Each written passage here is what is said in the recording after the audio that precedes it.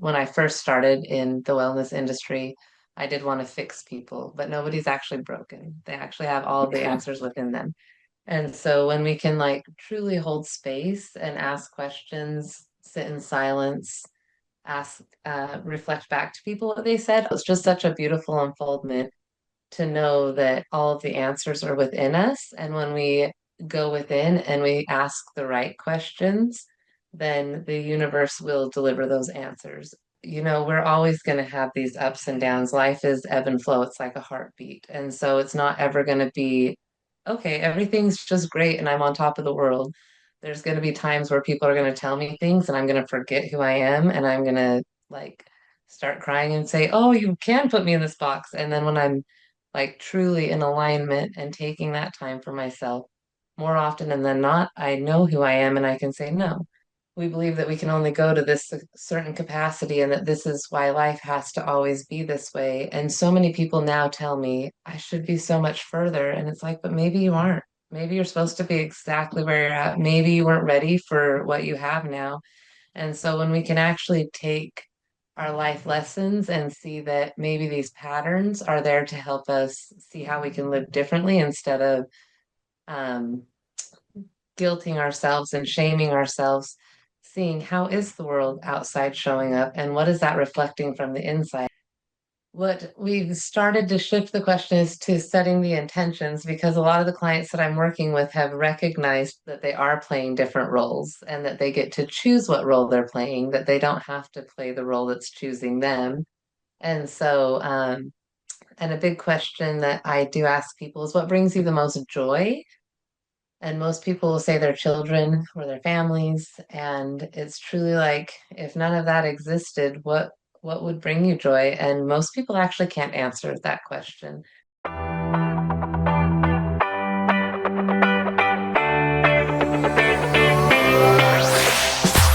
Katie Albee, it's such a pleasure to be with you today as we explore the journey that you've been on because there's a newness that's coming through.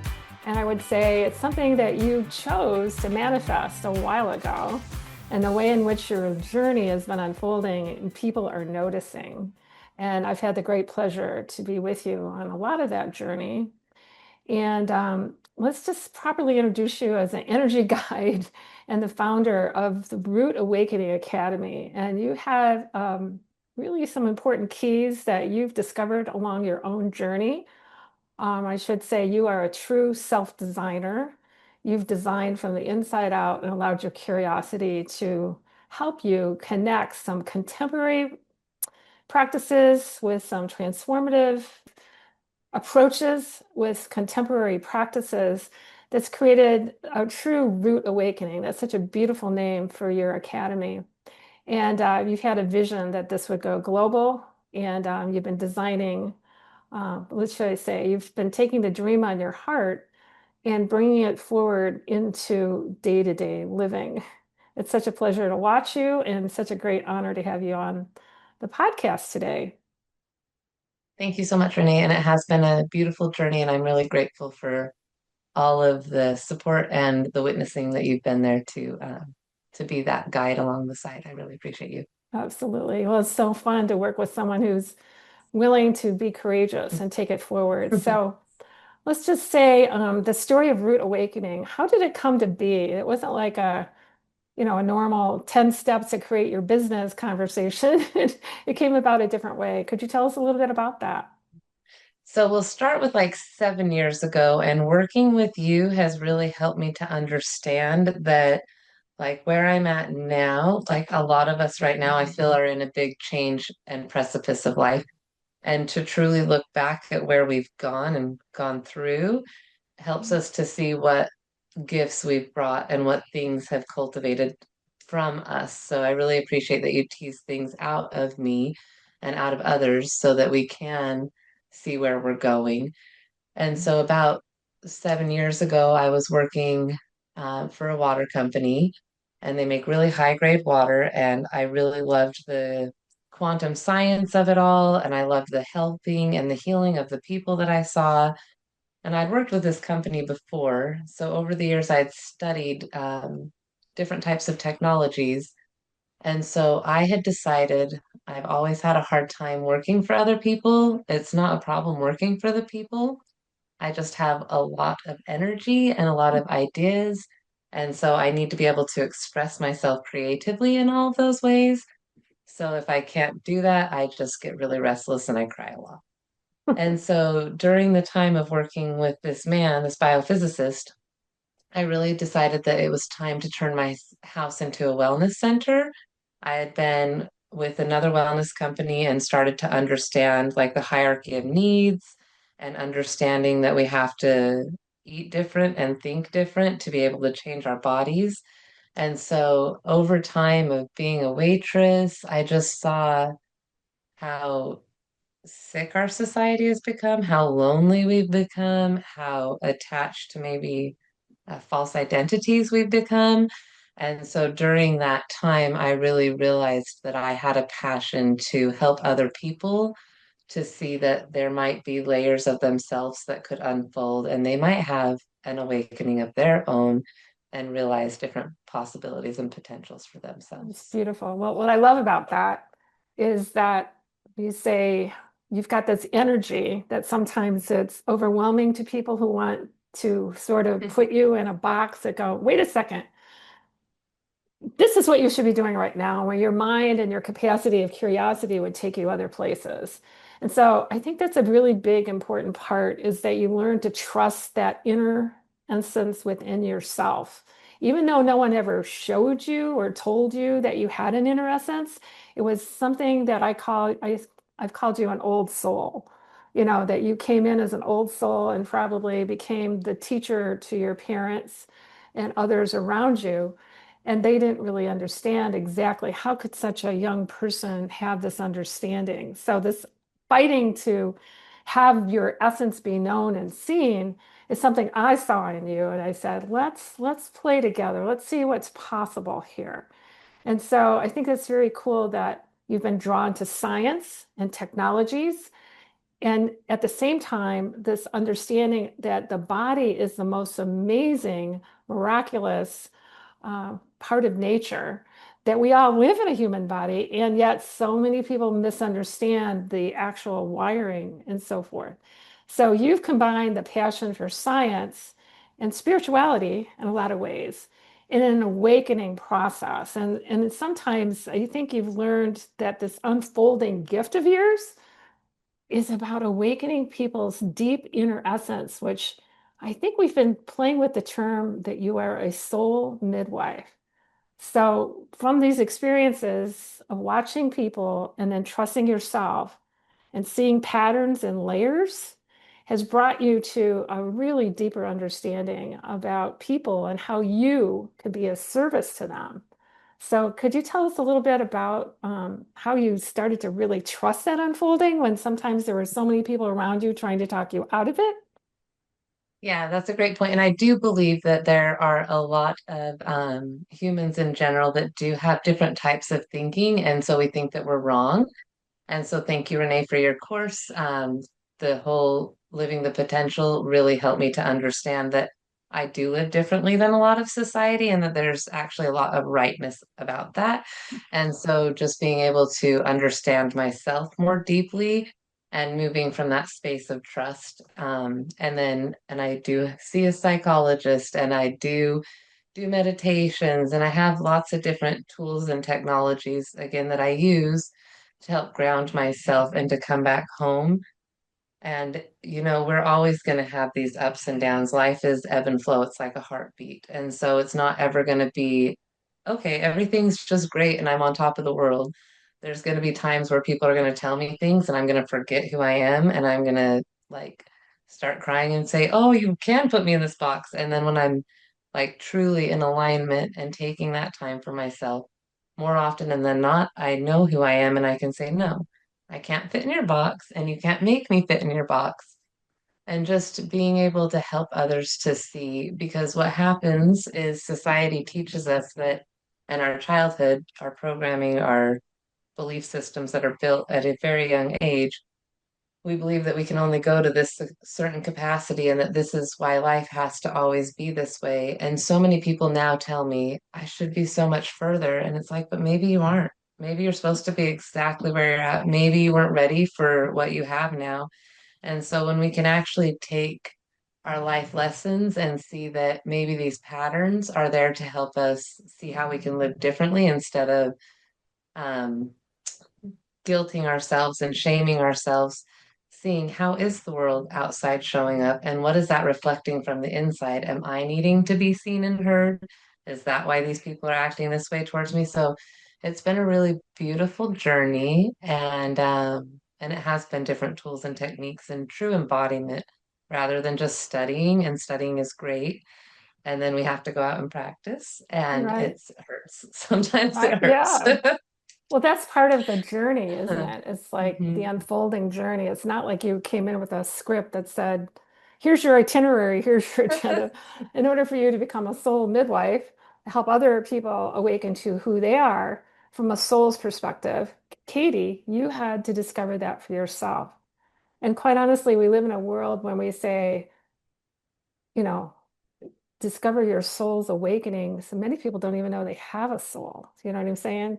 Because we could get into the whole conversation of a religion versus spirituality versus programming versus so many things that we could go into. And I know you do that in some of the coursework that you're providing.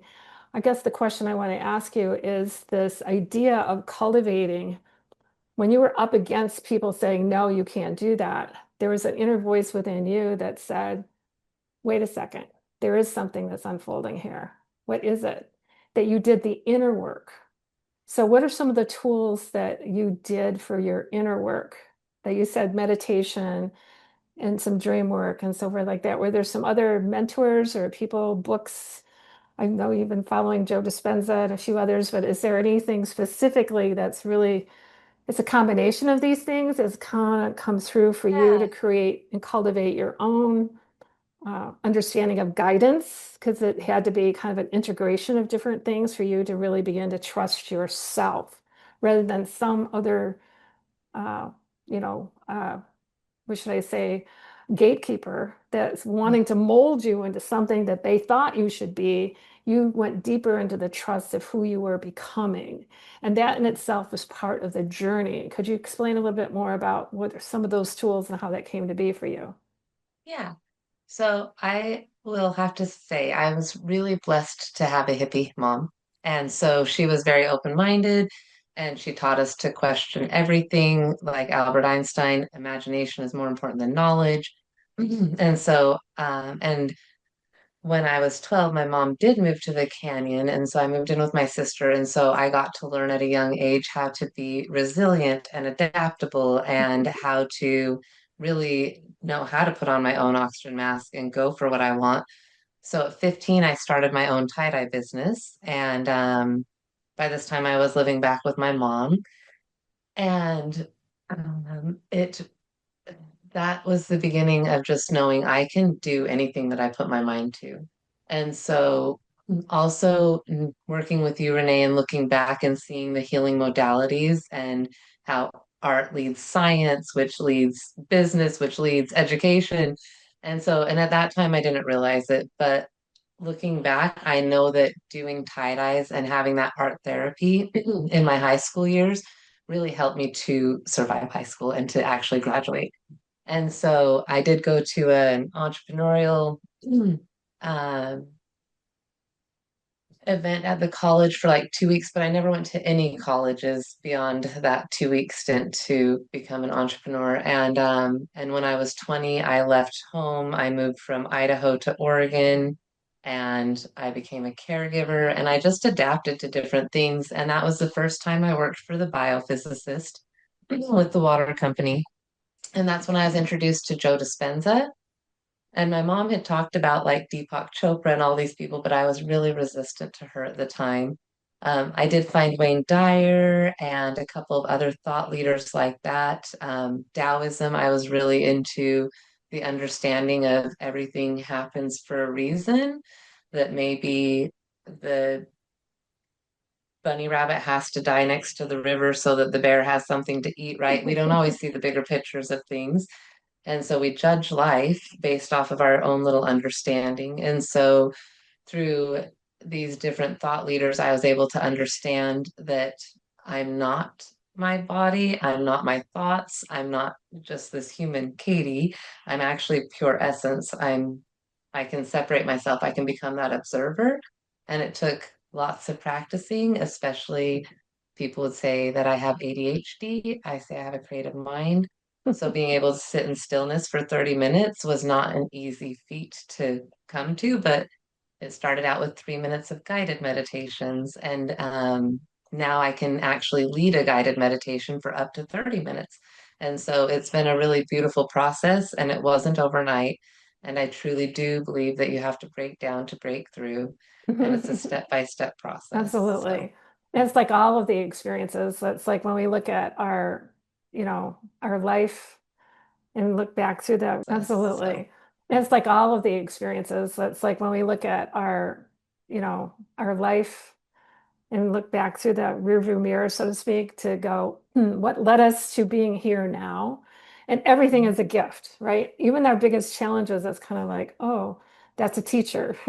Whatever it is, it's there to help us wake up to a new awakening. And I think it's wonderful because the journey, when you really begin to trust the unfolding of it, just like nature, remember when we held acorns in our hand and we went, with the community event, and I want to bring in this idea that, not idea, but we call you the Pied Piper, Katie, because wherever you go, there's people following you and they want to be in the community with you.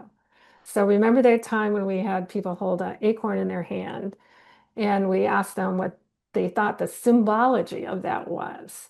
Because a lot of people don't realize they're like the acorn, that they have this huge potential, right? That they are becoming the oak tree or the metaphor of what an oak tree represents from our inner seeds.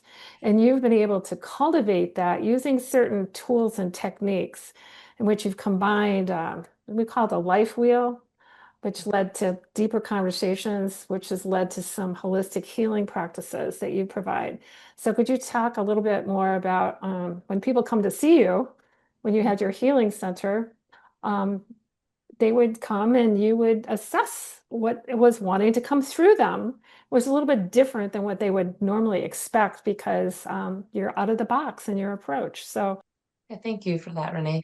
And you've helped me to, again, with your courses with Living the Potential, seeing that it is an unfoldment from the inside out. And before, when I first started in the wellness industry, I did want to fix people, but nobody's actually broken. They actually have all of the answers within them. And so when we can like truly hold space and ask questions, sit in silence, ask, reflect back to people what they said. Oftentimes, I don't even know what I've said. And so yeah. when we can be able to reflect that, and then through the guided meditations that I offer, sometimes it's doing the do-it-yourself tie-dye. So you have the art therapy. A lot of people, when their minds are occupied, they'll say a lot more. I do ionic detox foot baths, so that's on a physical and an emotional level because we do talk a lot through that. And I would say, you asked about that trusting ourselves, and then you talk about community, and even when it's like sometimes we'll go within, and I just spoke with your friend Sherry this morning, and she said, I ask myself within, I need help, and then sometimes the help comes from outside, and sometimes the help comes from inside, and so it's just such a beautiful unfoldment to know that all of the answers are within us. And when we go within and we ask the right questions, then the universe will deliver those answers. However, we truly need to stop and slow down. And what we've found is that this time in history, we're so in performance mode that to slow down can actually be like triggering to our nervous system. And the way that we actually connect with the other side is through balancing our nervous system. And so it's really beautiful to see that community and slowing down, that is how we bring that trust back to us, is to reach. Sometimes we have to reach out and sometimes we have to reach within. Right. So So, in a way, when people come to you and you're helping them through their fate discover something that they didn't even know was available for them. And then out of that comes conversations. And sometimes you give people like a map and you go, let's take a look, you know. So they're in the process of having what we call a release that's happening through their feet. And out of that, you're noticing a few other things that maybe they're not able to see. However, you give them some tools to play with, and which Yes. creates a conversation. So, could you describe that a little bit? Yeah. Because that was very revealing. That would help people become more Mhm. awake to their own inner essence in ways they didn't even know was possible. Mhm. Yeah. So people come to me for both foot baths and energy work. And again, it's a lot of similar, and it's really that asking questions. And what we don't often talk about is our biofield, right? So our aura. And so our energy is currency. And so if you were to ask somebody for $3,000, somebody would say, well, let me tell you. I'll give you $3,000 if you tell me what you're going to do with the money. What is my return on investment going to look like? All of that. But when it comes to our energy, we just freely give our energy all the time. And even thinking about like my mom who did transition to the other side earlier this year, she gave her energy and wasn't always like thinking, how will people receive this? And so she depleted her energy more quickly than she actually needed to, right? And so when we can ask ourselves these good questions and really sit with ourselves. So, like, I've had clients message me and say, Katie, I finally started asking myself the right questions. And I am interviewing clients right now. And one of my clients said, you helped me to really rewire my belief systems because again our belief systems come from our childhood and then we go through life, and I'll give you an example of one client that I worked with doing a guided meditation. So we were in the foot bath and I said, okay, let's go figure out an emotion that you want to move through. He didn't tell me till the end, and at the end he said, Katie, I thought, oh, I was impatient in traffic today. That's stupid. I don't want to do this. That's too small. And then I thought, I'm just going to go with it. And when we went back into the first time he felt that feeling in his body, he remembered being left as a child. And so now he's like 55. So his whole life he's been scrambling, trying to catch up. And so through conversations, we can help downregulate the nervous system. And I have other tools that help with that as well. And then through guided meditations, we can go back into those feelings in our body and metabolize or process those emotions. Because what we found is that our body keeps score. And so if I'm holding on to fear from something that happened as a child, it could show up as pain in the shoulder or as impatience or as a number of different things. And so it's hard to say what I'll do with my clients exactly until they show up and we start to have Hmm. conversations. Hmm. And very quickly it comes to the forefront. So I Yeah, hope that's that beautiful helps. because that's one of the parts. It's like as we're moving into a new year, Mhm. right? People are going, thank God we're done with 2025. I can't wait for the new year. And there's a lot of unknowns. And Mhm. there's a part, like you call it, what if you really could recognize the part of you that's running the show up until now? And it sounds like this gentleman that you were working with became aware of something of that little boy in which he, you know, and you brought that to his awareness. So how, you know, this recognition of understanding what parts, we have so many parts. I call it, I say, I think one part of the conversations that we've had in the course is like you can have 12 sub personalities, different personalities that come out around different people at different times. It's kind of interesting to witness that and the way you describe observing yourself, watching, you know, which personality is coming out. So there's these parts. It's like this big parts party, right? And sometimes it ties up in what we call like, well, if you're on a journey, why not make it the Shiro's journey, the hero's journey, or the Shiro's journey, right? Because what about these parts? And what if you were designing your own movie and you were the main character?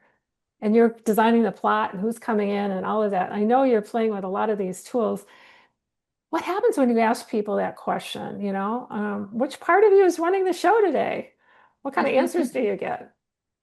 That's a really great question. And what we've started to shift the question is to setting the intentions because a lot of the clients that I'm working with have recognized that they are playing different roles and that they get to choose what role they're playing, that they don't have to play the role that's choosing them. And so, and a big question that I do ask people is what brings you the most joy? And that question, and I invite everybody listening, what does bring you the most joy? And most people will say their children or their families. And it's truly like, if none of that existed, what would bring you joy? And most people actually can't answer that question. And so as we can really come back home, we can start to discover like, am I just wearing the wife role or the parent role or the child role? It's really interesting to notice, like you just said, how when different people show up, we respond differently. And Renee, I know that in the past I've been very resistant to you because of my childhood stuff. And so, and there was a lot of things that would trigger me because of my mom and things like that. And so it's really cool when you can see that understanding because what this does is it shines light, like you said in the beginning, on the shadow aspects of ourselves. Like every time that I get resistant, then I lose so much information because now I've just like shut down and closed myself off. And now I didn't open myself up to more expansion and newness. And I've done it with other things in life because how we do one thing is how we do everything. And I really like that saying that you say, how we do one thing is how we do everything. So then when we can see that, we can say, oh, am I doing that in this relationship as well? And then we can start to really change the way that life shows up for us because life is not happening to us. I gotta lower my hand. It's happening for us. And so when we can actually be present to what's going on, we can see, oh, did I subconsciously accidentally make this happen? Because like Carl Jung says, until we bring the unconscious to the conscious, it will rule our life and we'll call it fate.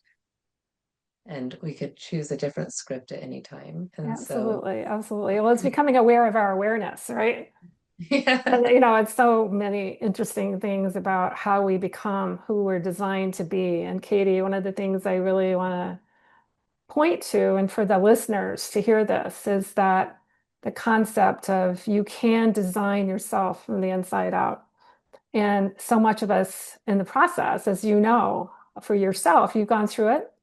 And people who come see you, they have the opportunity to let go of what's no longer true about them.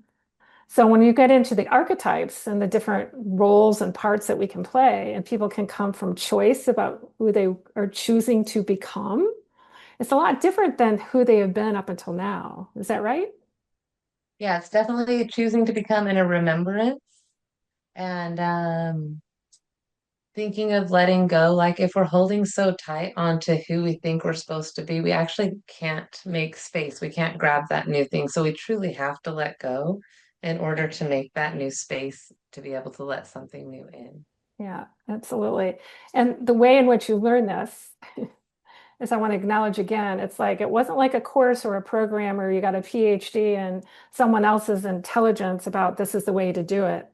It came from a being nature, from you, healing from trauma, healing from becoming an adult probably too soon in your life at 15 or 14, leaving home, and creating a new understanding of who is Katie Albee at an early age, where some people don't go through this until maybe their last decade of their life, you know? So the opportunity for us, and I know we're in the conversation around awakening, it's a root awakening of who you've been becoming. And guess what? It doesn't have a whole lot to do with age, does it? I mean, you're like, could be my daughter. I was going to say granddaughter, but I'm not that old yet. I'm not going to be your granddaughter. But the idea of, I've often said to you, if I had the wisdom that you had at your age, I have no idea where I would be today. So the opportunity to be in a community, a learning community, holistic healing, holistic learning, coming together, and ways in which you bring people together for a global understanding is pretty significant because the credibility that you bring is what you have earned on your own as a self-designer. And then the stories of people who have shifted as a result of the experiences that you help them discover for themselves. And I think you want to call that the hero's journey in some way. And that has a whole lot to do with the courses that are coming up for you. One of them, we're calling it the chakra embodiment journey. That is more, it's the chakras, because, well, you relate the story about how does the chakras relate to the archetypes, relate to the Shiro's journey.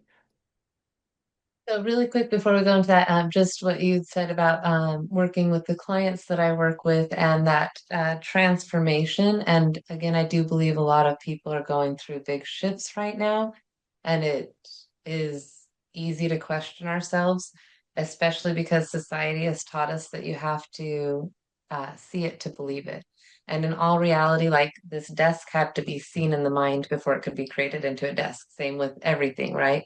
And so I think that one of the things that's really important to help people to remember is that we have to build things in our mind first. And it might sound crazy, and just trust, because that is where it, and people are going to tell you you're crazy. And if you would have told people about cell phones 230 years ago, they would have Yeah. told you you were crazy. So go forth and try it anyway. And so with the chakras and the archetypes and the sacred contracts, it's really interesting that when we can start to see how it all connects, we can start to make different choices. So for myself, I have lived a lot in not even passing my root chakra because of being like homeless at such a young age. I didn't have that foundation and that safety and security. And so it took time for me to build that and that foundation.